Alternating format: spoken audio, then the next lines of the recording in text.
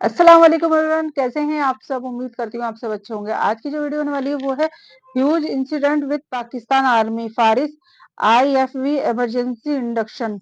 तो हमें ये तो वीडियो देख के ही पता चलेगा कि क्या पाकिस्तान आर्मी के साथ हुआ है। तो चलिए इसके लिए देखते हैं वीडियो, फिर करेंगे इसके बारे में बात। तो आइए स्टार्ट करते हैं।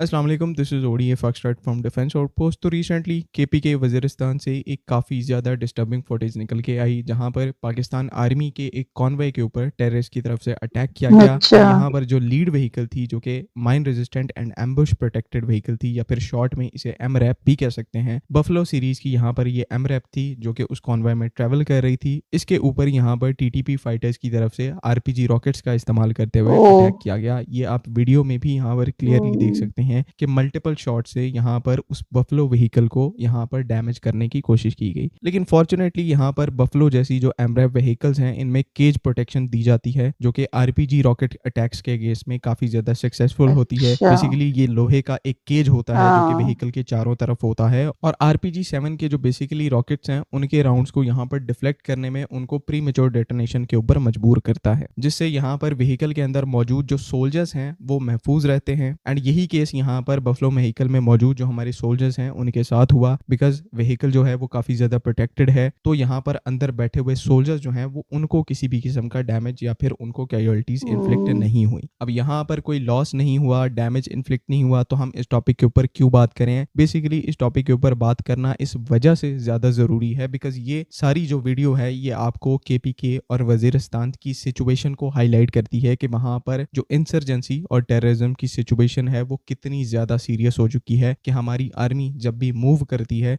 तो किसी भी डायरेक्शन से उनके ऊपर अटैक किया जा सकता है। और अटैक्स भी यहाँ पर काफ़ी ज़्यादा हाई इंटेंसिटी होते हैं। कभी आईईडीज होती हैं, कभी ऐसे आरपीजी अटैक्स होते हैं, जिनके अगेंस्ट में अगर आपके पास कोई वेल प्रोटेक्टेड व्हीकल नहीं है तो आपको यहाँ पर काफ़ी ज़्यादा लॉस हो सकता है। एंड इसी चीज़ की कमी इस टाइम के ऊपर पाकिस्तान आर्मी को है कि हमारे पास बड़े नंबर में ऐसी आर्मर व्हीकल्स मौजूद नहीं है। अगर मौजूद भी हैं तो हम उनको सीधे तरीके से एम्प्लॉय नहीं कर पा रहे। पहले जब ऐसी सिचुएशन खड़ी हुई थी तो पाकिस्तान आर्मी की तरफ से अपनी जो हाईलेक्स व्हीकल्स हैं, जिनको डबल केबिन भी कहा जाता है, सिंगल केबिन भी कह दिया जाता है, उनके ऊपर आर्मर प्लेटिंग को स्टार्ट किया गया। लेकिन जिस तरह की अब सिचुएशन डेवलप हो रही है, वो जो हाईलेक्स के ऊपर आर्मर प्लेटिंग है वो यहाँ पर इनफ नहीं है। वो आर्मर प्लेटिंग जो है वो ज्यादा से ज्यादा यहाँ पर राइफल राउंड से बचा सकती है। लेकिन यहाँ पर अगर टेररिस्ट की तरफ से हाई कैलिबर वेपन्स को इस्तेमाल किया जाता है, जो कि अब वो रेगुलरली करने लग पड़े हैं, 12.7 का भी इस्तेमाल होता है, आरपीजीज का भी इस्तेमाल होता है, और उसके बाद फिर हाई एक्सप्लोजिव या फिर हाई यील्ड वाली जो आईईडीज हैं उनका भी इस्तेमाल होता है। तो यहाँ पर क्लियरली हमारी जो आर्मी है वो ऐसी लड़ाई के लिए इक्विप्ड नहीं है। और यहाँ पर सिचुएशन ऐसी है कि इसे जितना जल्दी हो सके यहाँ पर हमें चेंज करना है। और अच्छी बात यहाँ पर यह है कि ऐसी चीजों के सोल्यूशन भी हमारे पास मौजूद हैं। रिसेंटली 2024 में होने वाले आइडियाज 2024 के अंदर जो हैवी इंडस्ट्रीज टेक्सला है, उन्होंने पहली दफा एक नई आर्मर्ड व्हीकल को अनवील किया। बेसिकली एक इन्फेंट्री फाइटिंग व्हीकल थी फारिस आईएफवी के नाम से, जो कि टीओटी था, Chinese VN-22 infantry fighting vehicle का।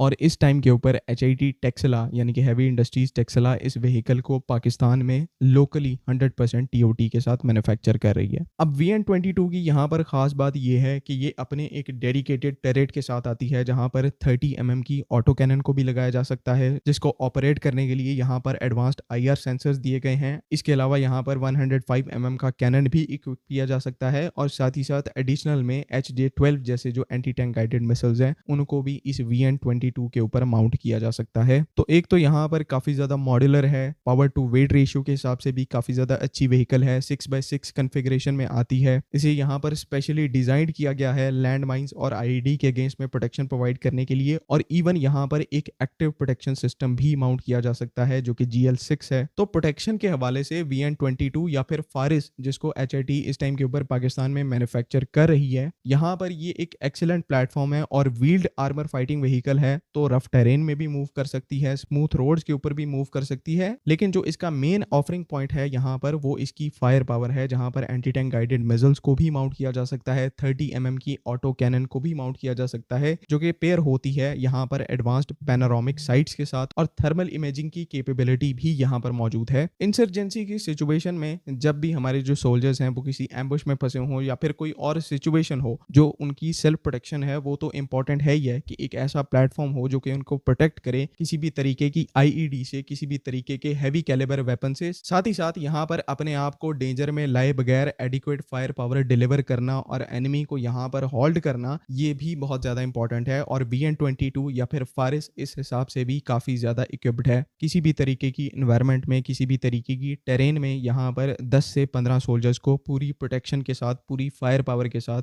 ये ऐसे टेंस एरियाज के अंदर मूव कर सकती है। तो जहाँ पर हम अपनी लेस प्रोटेक्टेड व्हीकल्स के ऊपर डिपेंड कर रहे हैं और लार्जली हमारी जो आर्मी की मूवमेंट है वो इन व्हीकल्स से होती है, तो क्यों ना उस जगह पर ऐसी जो फारिस जैसी व्हीकल्स हैं जो कि एडिक्वेट फायर पावर के साथ आती हैं और इनको सबसे इंपॉर्टेंट बात हम लोकली असेंबल और मैन्युफैक्चर कर रहे हैं, तो इन जैसे सिस्टम्स को यहाँ पर बड़े नंबर में डिप्लॉय करने की यहाँ पर इमरजेंसी बेसिस के ऊपर ज़रूरत है। रिसेंटली वजीरिस्तान में ये जो वाकया हुआ इसमें कोई जानी नुकसान तो नहीं हुआ, लेकिन आगे ऐसी सिचुएशन बन सकती है। जो अमेरिकन एमरैप जैसे प्लेटफॉर्म्स हैं वो एक तो हमारे पास लिमिटेड नंबर में है, प्रॉपर OEM सपोर्ट यहाँ पर अवेलेबल नहीं है, उनको रिपेयर करना और उनको सर्विस में शामिल करना ये चीज़ काफ़ी ज़्यादा कॉस्टली है और कॉस्ट इफेक्टिवनेस का यहाँ पर कहीं नामो निशान नहीं है। तो हमें स्विच करना पड़ेगा लोकल ऑप्शंस की तरफ और फॉर्चुनेटली यहाँ पर HIT ने VN-22 जैसी या फिर फारिस जैसी व्हीकल्स का जो TOT है वो ऑलरेडी चाइना से अक्वायर करके अब ये व्हीकल्स जो हैं वो पाकिस्तान के अंदर मैन्युफैक्चर हो रही हैं। तो ये एक golden opportunity again Pakistan army के लिए बन रही है, जो कि टाइमली इस प्रोजेक्ट को एग्जीक्यूट करना और बड़े नंबर में अपनी सर्विसेज में शामिल करना ये अब नागुज़ीर हो चुका है और कहीं ना कहीं फ्यूचर में जाके हमें ये चीज़ करनी ही करनी है।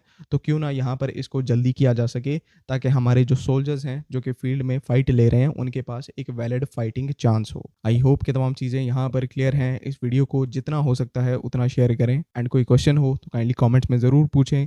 अगली वीडियो तक के लिए अल्लाह हाफ़िज़। पाकिस्तान जिंदाबाद।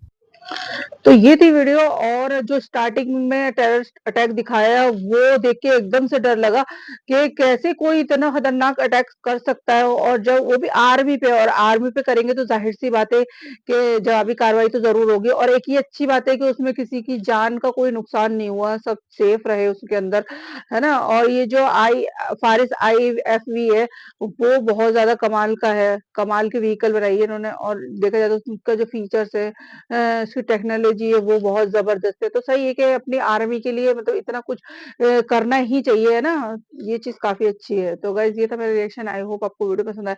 वीडियो पसंद आए तो लाइक करना, शेयर करना, कमेंट करके बताना आपको आज की वीडियो कैसी लगी। तो चलिए मिलते हैं नेक्स्ट वीडियो में।